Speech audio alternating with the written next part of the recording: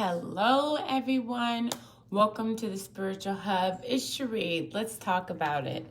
So, you guys, and as you guys know, I have multiple website things on right now. So, I may be looking in this camera, I may be looking at this one, but either way, information is same. And yes, I do have notes here for those who wanted to know. Okay? So, I hope everybody is doing blessed and wonderful on this lovely day. So as you can see from the title, we are talking about the Sagittarian full moon, aka the full blood moon or the flower moon. Okay, we're going to get into everything that you need to know regarding the situations and the energies that are coming up with it. Okay, so you guys, Sagittarius is, a fire sign. So be expecting to feel more, which you may have already felt, okay?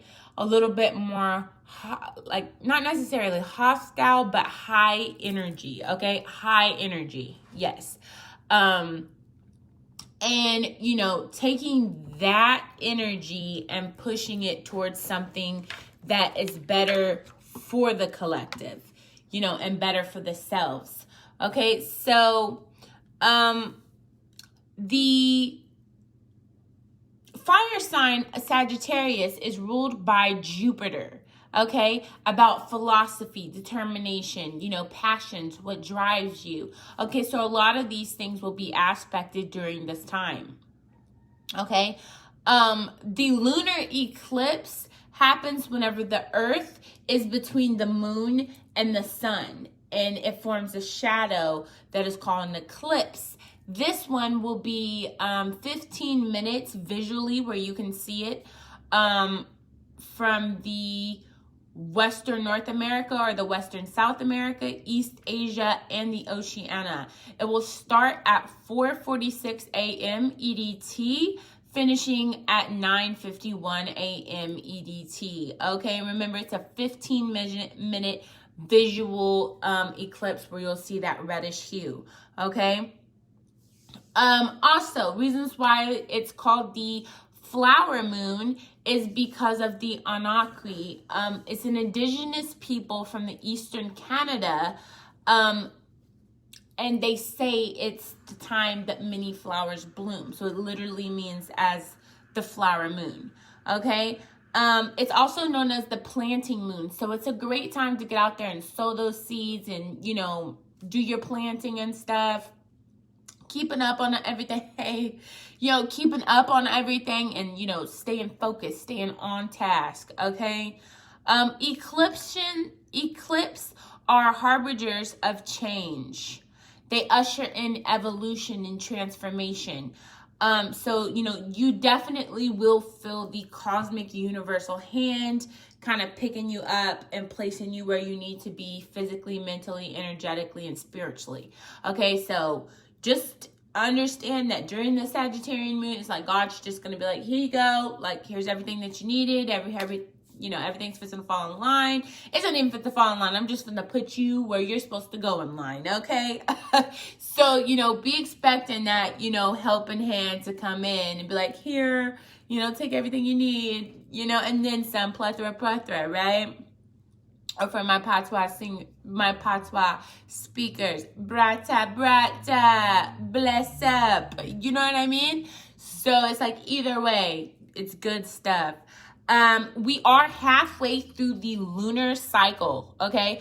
Because, usually there's like a midway point between, just like there's, every 15 days there's a full moon or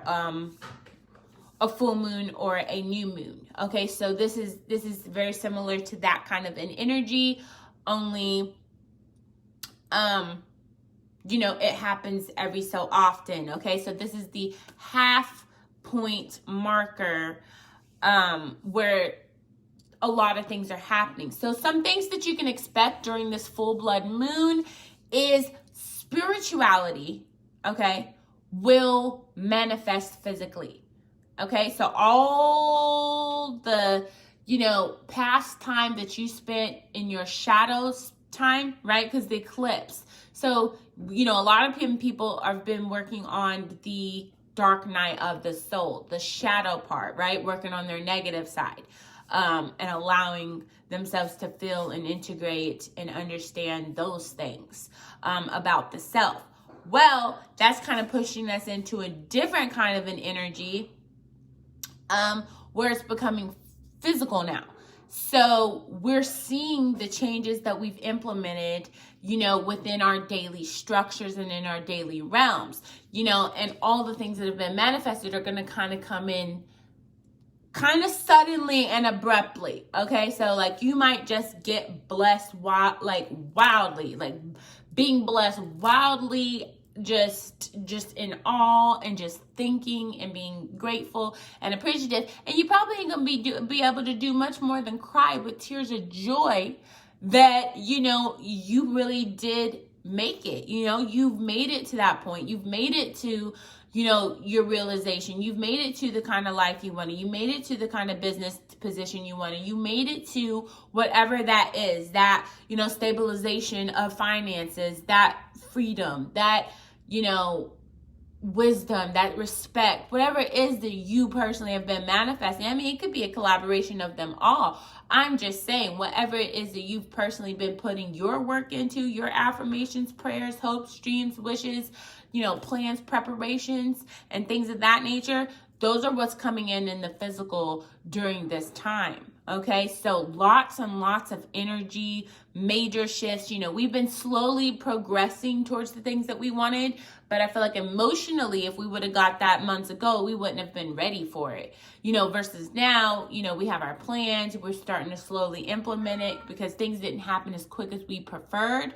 But now we're ready so that if that really does happen, that when that manifestation actually does come in, we're not overwhelmed. We're like, okay, we've been in high paced, high energy, high frequency, high volume, situations before. Now we understand how to work our energies better and not get bothered by other people's energy, or at least speak on it to where we can get ourselves in a better place. So that now those manifestations can come in and it be like an epiphany of why things had to be this way.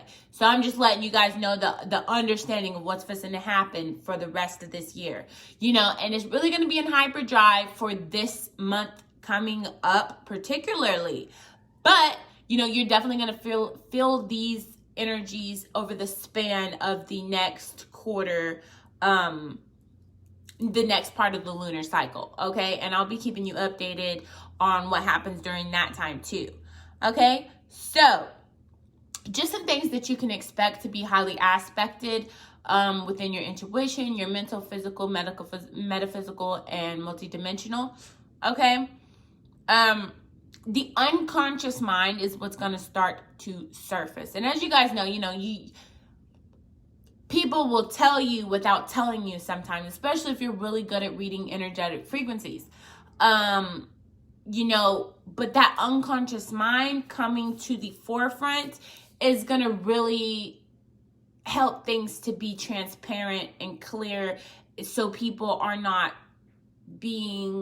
will no longer be being, held under a veil or some type of an illusion-based theory. People are being able to see with clarity, and moving forward in that energy.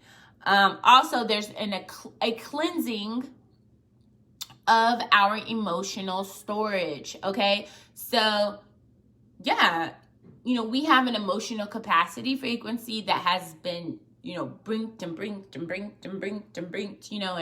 brought up and level up and all of this.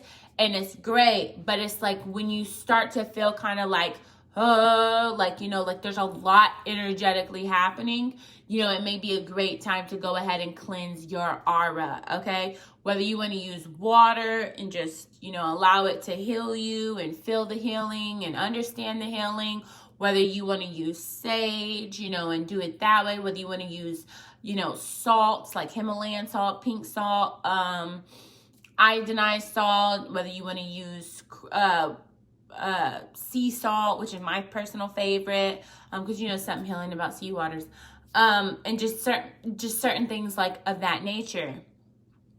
Then there's setting and manifesting intentions. Because we are sowing seeds, it's really good to have the intentions ready for whatever those seeds are. So let's say, you've already seen growth and progress within your business or within your relationship, that brought you to a more balanced, peaceful place. So now you want to step outside of what you were creating to create the outer portions of your manifestations. So that may be, the networking part that's happening. Okay, so setting the intentions to network more, setting the intentions to, bring in more people, setting the intentions to reach out to more people, to be seen more, and things of that nature. And then we have seeing more clearly. We already talked about the transparency that's going to occur during this full moon in Sagittarius. And definitely thinking about it, the Sagittarius is the opposite, right? Sagittarius is the complete polar opposite of the Gemini. Okay, so Gemini and Sagittarius are always working together. And there's just, if you look at north nodes and south nodes and you know which one is which, there's so many different variations of the zodiac signs, that there's 12 zodiac signs, but 6 of them are pairs from opposites, polar opposites, in the birth and natal chart. Okay, which if we will go back over through that another video. But all I'm trying to let you know is you can take the time now to go look up your north node and your south node. Your north node should be telling you, your future, where you're going in your future. Your south node is going to tell you where you were at in your past. And so it's just a vibrational frequency of understanding your soul purpose and destiny through your... That was my sister calling. Hopefully she'll see this and then she'll be like, oh, okay, it's okay. So, that will be aspected as well. So if you have a Scorpio or a Gemini north or south node, you're going to very much be feeling this highly aspected. Okay.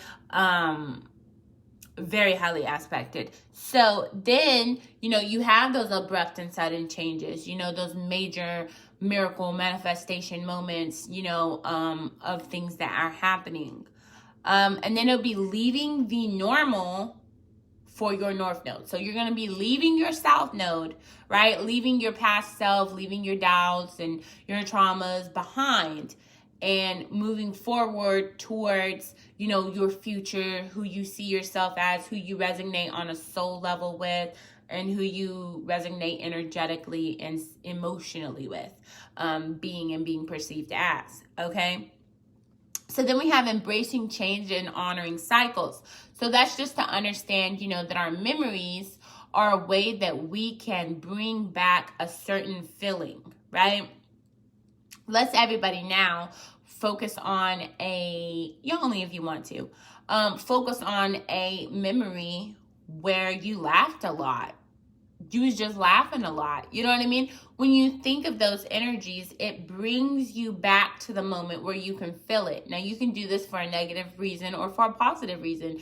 To remember a negative situation or a positive situation is to put yourself back through that experience. So, understanding life cycles, why things happened, changing your view and perspective of those situations is fine. If you want to think back on a time where things were negative and hard, and how you, got hurt or did treacherously, understand that you're going to feel those feelings again. So if you want to do that, go ahead and imagine, now. Right? Anytime that you imagine the problem, imagine the solution.